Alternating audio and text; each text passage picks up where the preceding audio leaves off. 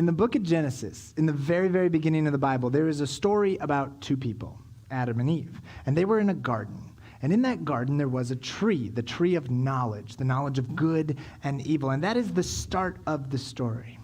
And then we go through and we follow the story of God interacting with humans all the way up to Jesus and the creation of the early church and beyond.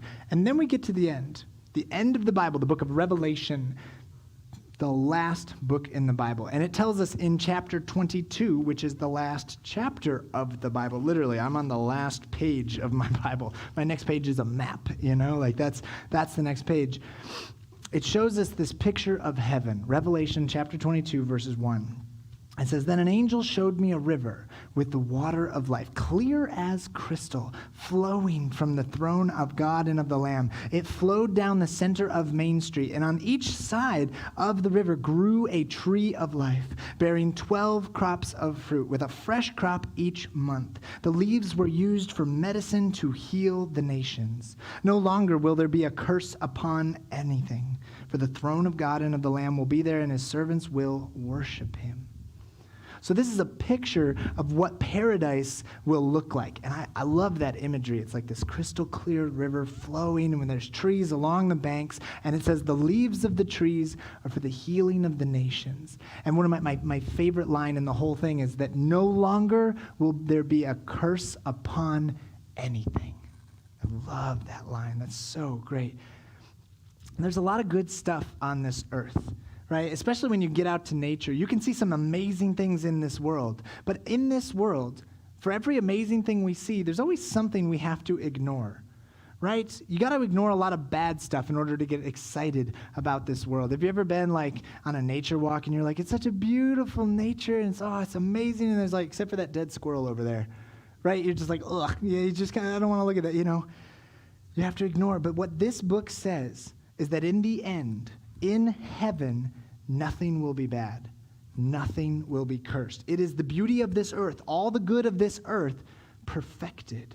There's no more hatred, no more pain, no more sorrow, all the broken things of this life washed away. And I'm not making that up. That's Revelation chapter 21.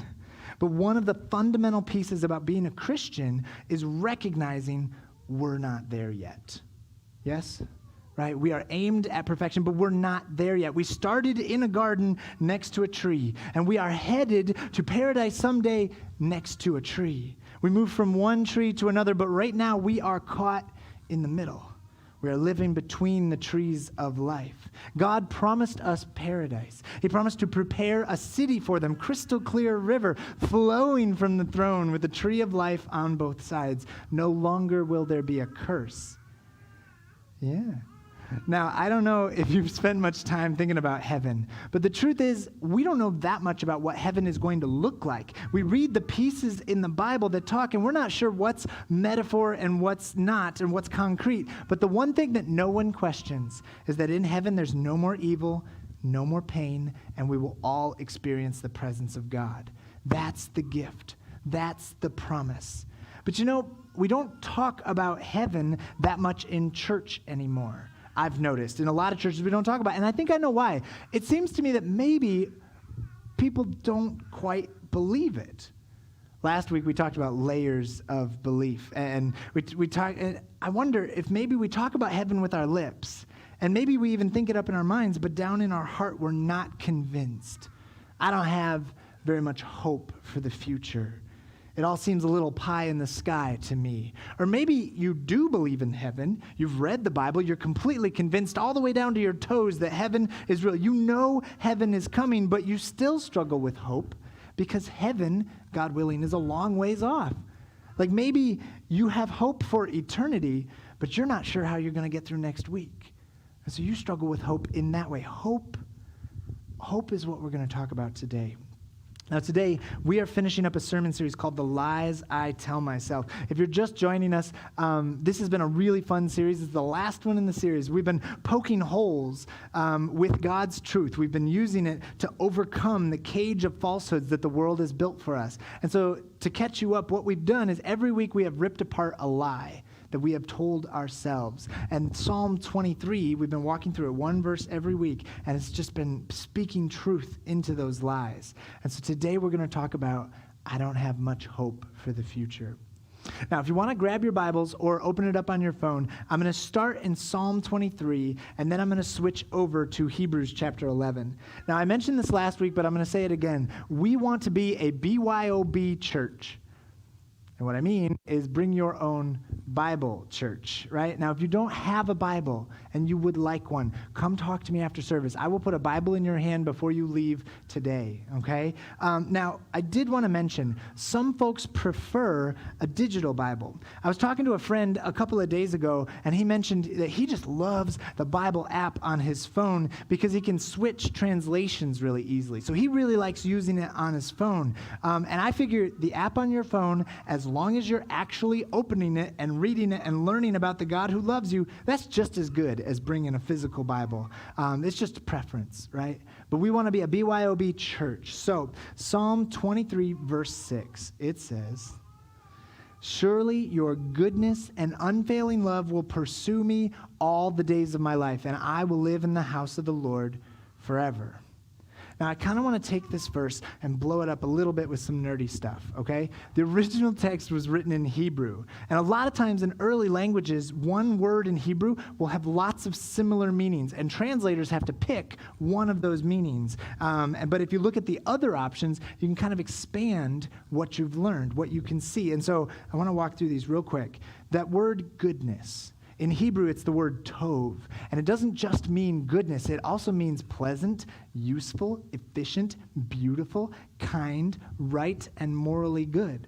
So when it says goodness and love will pursue me, that means that beauty, kindness, rightness, usefulness, pleasantness, all these things will pursue me. The word for love is hesed in Hebrew, and it can mean mercy and grace and kindness. And the sentence, as lovely as it is originally, it actually expands to capture more than you might think. Now, here's where it gets crazy. The word for pursue, and this is the last one, I promise, is radaf. Radaf means follow, pursue, or chase, but it is usually used in the context of enemies. Do you understand? It's pursue. It's like, hey, goodness will follow me. This is like... it's not like, hey, follow me to the ice cream store where we're going to be happy. It's like, oh my gosh, he's following me home from work, right? Like it's pursue in a negative way. It's not. It's usually, so here's where this comes from. In our lives, we have an expectation that good things run away from us and bad things pursue us.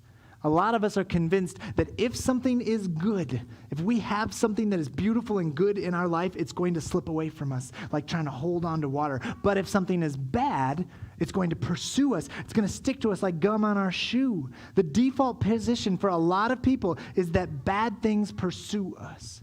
But God, through King David in this psalm, is flipping the expectation of the world on its head. I mean, if you've been a Christian for a minute, you probably know God does that all the time. God loves taking the expectations of the world and flipping it on its head. I love it every time I see it. Now, throughout this series, in order to understand Psalm 23, we have been diving into the world of King David. I have learned so much about sheep and shepherds that I did not know before, because David used the metaphors of his world to help people understand. So when we learn more, we can understand what he was talking about. So we learned about the funny stick thing that they carry, the staff, and then we learned about the paths that they walk on, the valleys that they go through. We learned about how they drink water. Do you remember that? They have to carve out the little alcove for the still waters. We've learned all these things that helped us understand what David was trying to teach us. And so there's one more piece I want to show you. After a day of grazing and protecting the flock, it would be time to take the sheep home. Now, the shepherd would know that the danger of a wolf or some other predator comes from behind. Predators follow the herd, hoping that some young or injured sheep might lag behind and become easy prey. I mean, this is shepherding 101, right? Predators come from behind. And so a shepherd, if he had an assistant, he would put him in the back to be kind of a rear guard for the flock. And if they didn't have an assistant, they might use a dog, right? A shepherd dog, go around. And if they didn't have an assistant or a dog, if the sheep knew the way home, the shepherd might actually lead from behind. He would walk behind the sheep. That way he could protect the flock. But rather than a wolf or a lion or some predator, something negative, following the flock all the way to their home. King David uses that picture to show how God pushes back the lie. He says, surely your goodness and unfailing love will pursue me. We are not surrounded by or followed by evil. We are pursued by goodness. Now, I'm guessing right about now, many of you are thinking up in your heads, boy, wouldn't that be nice? Sounds great. Wouldn't it be awesome if goodness and love was what was followed me? We want it, we desire it, but I don't think we believe it. Last week, I told a story about a time when my wife was in a car accident, and there was a key phrase we used. It said, God has spoken over that God has spoken over me over and over. God has gotten us through everything so far, and he's not done yet. Think about that song, Firm Foundation. It's like, when will he fail? He won't, right? And so if you are living into this lie, and I don't have much hope for the future, I have some very confusing advice for you. I want you to look backwards in order to look forward. Okay, hang in there with me. I can explain. When you look backwards and you think about the history of God and how faithful he is to his people, that will give you confidence. That will give you reassurance of what God will do in the future. If you want to grow in your hope of what God is going to do tomorrow, look back and see what God did yesterday. Okay, I'm going to jump over to Hebrews 11 now. Hebrews 11, if you don't know, chapter 11 is this crazy history lesson. It goes through all the different heroes of the faith. And chapter 11, verse 1, it says, faith is the confidence that what we hope for will actually happen. And it gives us assurance about things we cannot see. And through their faith, people in days of old earned a good reputation. Faith is believing that there is something more, something better, something worth going after. And then the whole chapter 11, goes on and on about all these people in history who have had great faith. Talks about Abraham, talks about Moses, and all these, heroes of the faith. And so then we get to verse 13. All right, we're talking about the heroes. We're walking through in chapter 11, and we get to verse 13. And it says, all these people died still believing what God had promised them. They did not receive what was promised, but they saw it from a distance and they welcomed it. They agreed that they were foreigners and nomads here on earth. So what it's saying is that the heroes of the faith, Moses, Abraham, all those guys died without seeing the end, without getting what they were promised, but they saw it. They knew it was there. From a distance, they saw it.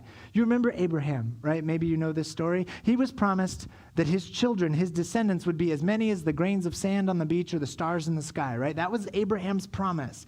He died when he had one kid, and the nation of Israel hadn't been formed yet. He didn't get to see it happen. For Moses, the promise was, you are going to get to the promised land. You're going to lead the people of Israel out of slavery and into the promised land. And he died in the wilderness. He didn't make it to the promised land. I want you to think about that, because in this life, we don't always get to see the end of the story. We believe in something we cannot see. It reminds me of this time when I had a family come to me, and it was a husband and wife, and they came to me, and it was early on in my ministry, and they asked if I would go visit their son who was in jail. I'd never been to jail before, but they asked me, and of course I agreed. And their son struggled with substance abuse, and actually he was also a dealer as well. He kept getting arrested for dealing. And the parents who were a part of my church, they were really struggling with the line of like, what is loving and what is enabling? Like they wanted to help their son, but they didn't know how to help. And so what boundaries should they draw? And so I visited him in jail, and it was great. I prayed with him, and it was amazing, and I added him to my prayer list. And when he got out of jail, we tried to help him get set up in a new apartment and get a job and just like whatever we could do to help him stay clean. And he would do really well for a couple of weeks, and then he would end up sliding back into old habits. And I went to him, I was like 6 months into my time at that church. And I was there for 4 years. And so I visited him in jail 3 different times over those years. He just kept going back, and I kept going back to visit him. And it was frustrating and heartbreaking and then hopeful and exciting and then heartbreaking all over again. And I moved away from that church after a couple of years. I got sent to a new church, and I moved to a new church, and I left a failure. when I left, he was back in jail again. And I had failed. Despite years of working with him and his parents and his girlfriend at the time and their kid and just pouring into him, I left that story and I was a failure. I mean, I could keep praying for him, and I did. I kept praying for him, but I moved away. I was no longer in his sphere of influence. And so I left. And then a couple of months go by, and I start seeing some posts on social media. He got out of jail. Oh, he's been clean for 3 months. And then he got a job, and he was good at it, so he got a promotion. 6 months clean. He reconciled with his girlfriend. A year clean. Then 2, then 3, and then 5. Now, this is all on social media. I haven't talked to him in a long time, but now he's married. He got promoted again, and they have a second child together, and he's been clean for 7 years. When I left, it was a failure. I didn't get to see the end of the story, but I should have had hope, because that was not the end of the story. I was not the end of the story. I was just one chapter in a much bigger story that God was writing. The heroes of history, they didn't always get to see the end of the story, but they had hope. And this is the part that's important. Through all the thousands of years of history, never has God failed to keep his promises. Let me say it again. Throughout the thousands of years of history, never has God failed to keep his promise. Never has God failed to be a firm foundation. I love the part in chapter 11, Hebrews 11, verse 32. Hebrews 11, verse 32, it says, "How much more do I need to say? It would take too long to recount the stories of the faith of Gideon and Barak and Samson and Jephthah and David and Samuel and all the prophets. By faith, these people overthrew kingdoms. They ruled with justice. They received what God had promised them. They shut the mouths of lions. They quenched the flames of fire and escaped death by the edge of the sword. Their weakness was turning into strength, and they became strong in battle and put whole armies to flight." Down at the bottom, verse 39, it says, "All these people earned a good reputation because of their faith, and yet none of them received what God had promised. For God had something better in mind for us, so that they would not reach perfection without us." I want you to realize you come from a long line of God fulfilling promises, and he's not going to stop now. Look backwards through history, through your life, so that you can have hope when you look forward. But wait, there is one more thing I want to show you in chapter 11. If we take a look at verse 14, chapter 11 is so cool. There's such good stuff in here. Verse 14, it says, "Obviously, people who say such things are looking forward to a country they can call their own. If they had longed for the country they came from, they could have gone back. But they were looking for a better place, a heavenly homeland. That is why God is not ashamed to be called their God, for he has prepared a city for them." Now here's what they're getting at. A lack of hope is paralyzing. If you don't believe that God's goodness and unfailing love is pursuing you all the days of your life, if you don't believe that, you might want to work backwards. You might want to move backwards. We saw this with Moses and the Israelites. If you don't know what I'm talking about, Moses led the Israelites out of slavery, and they witnessed incredible signs and wonders, right? The 10 plagues and the parting of the Red Sea, some of the coolest stuff in the Bible. And they saw it with their own eyes. And then he leads them through the Red Sea, and the Israelites, they get to the desert, to the wilderness, and the Israelites look around, and they're like, well, I don't like this at all. Look at all this sand. There's no water. There's no food. We should go back to Egypt. And Moses is like pulling his hair out. He's like, what are you, nuts? You were slaves. I got you out. And it says, if you don't have hope for the future, you might get stuck in your past. Even if the past is terrible, some of us might want it because it is familiar. But even God is calling you to look forward to the future. It says that they longed for a country to call their own. They're looking for a better place, for a heavenly homeland. And the problem that I see in our world so much, in our nation, in our town, is that people are learning how to settle. We look around and we think, well, that's good enough. You know, it's kind of like a football team who shows up to the game and they like walk out the tunnel and they look around and they're like, okay, we got all dressed up, we showed up, that's enough, right? But that's not how you win the game. That's not how you chase perfection, improving with every drill and every practice, with football and with church. It's not just about dressing up and showing up. There is a picture, an idea that we are chasing, something that we work to achieve, and we are not there yet. In your life, in your walk with God, do you look around at your life and think, well, good enough? Or do you have a desire for something better? Think about it this way. Do you look at the news stories and you see the anger and the hatred and the death and you think, I can't wait to get to a world where all this is gone? Does that make sense? Are you content with your life? And I'm not talking about getting more stuff or living comfortably. I'm talking about, do you have a discontent in your heart? Are you uncomfortable living in a world where there's so much evil? Okay, this is a silly example, but have you ever sat down uncomfortably, like on the couch, and you get your leg funny, and it's like it's an itch or something, and you have to move? Like you can't stay like that. You gotta, oh shoot, I gotta move, and you gotta move it. I sit like that all the time. I sit down on the couch and get all cozy, and then 10 minutes goes by, and I'm like rotating like a rotisserie chicken. Like I just gotta move. I can't stop moving. Drives my wife nuts. She's like, can you just hold still? But I can't. I got to move, and I just can't. And so what I'm trying to ask you is, do you feel that way about evil in the world? Do you find yourself bothered where you just can't stop thinking about injustice and hurt and sorrow and evil that's in the world? I'll use myself as an example. The truth is, I don't feel the discontent very much. If I'm being totally honest, I'm really comfortable with the evil we have in this world. I'm so desensitized to it. Are you guys like this? I hear the stories, like horrible stories, horrifying things, and it barely moves me. Like, when's the last time you were shocked by a news story? Like, I will read something that should have me, like, dropping my phone and, like, oh my gosh, I can't believe this. Mass shooting, terrorist attack, murder, brutality, and I just scroll right past it. Does anyone else do this? Am I the only one? Maybe I'm just the only one, right? No, you guys, you scroll and you see these horrible things, and we just move. And I wonder, is this what it's like to be hopeless? Is this what it's like to start giving up? Have we lost hope for the idea of a better future? Are we settling in?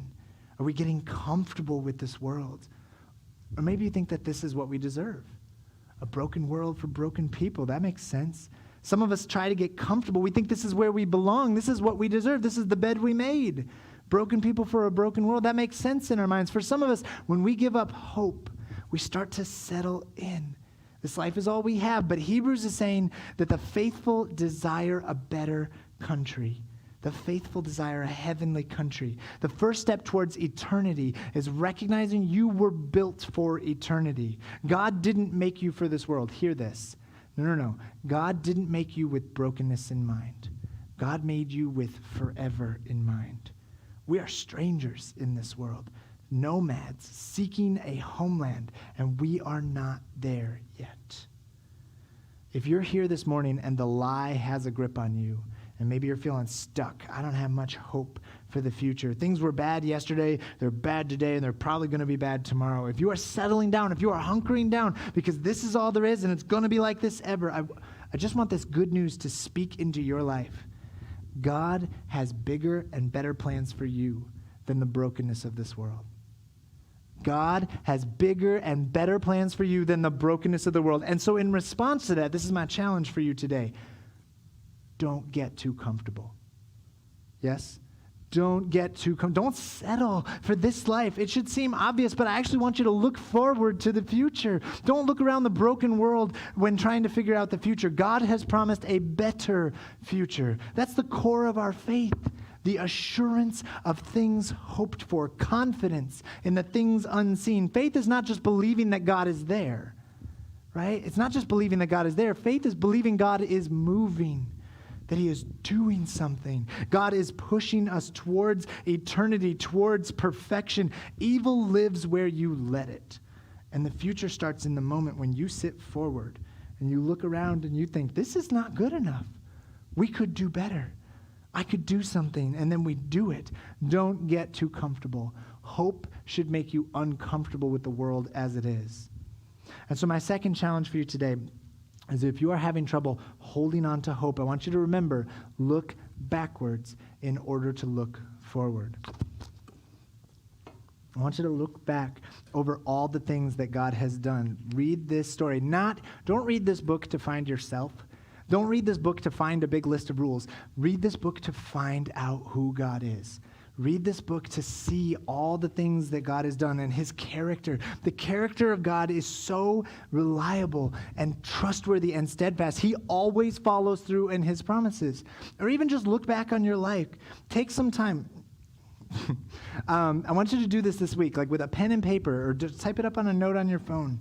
Take a moment, write down all the things God has gotten you through so far. Think about your life and what you have gone through. What has he already gotten you through? Write it all down. I think it's really helpful to go even beyond your personal story, to look at the people in my family or my church family. That's why testimony is so powerful, to know how God is moving. God is moving. I just think we forget sometimes. We need to look back and remind ourselves of God's faithfulness in the past to give us hope in the present, to get us ready for the future. In the book of Genesis, Adam and Eve were in the garden next to a tree. In the book of Revelation, at the end of all things, there is a picture of heaven, and we will be next to a tree. And in between those trees is all of human history. In between those trees, God has never failed to fulfill a promise.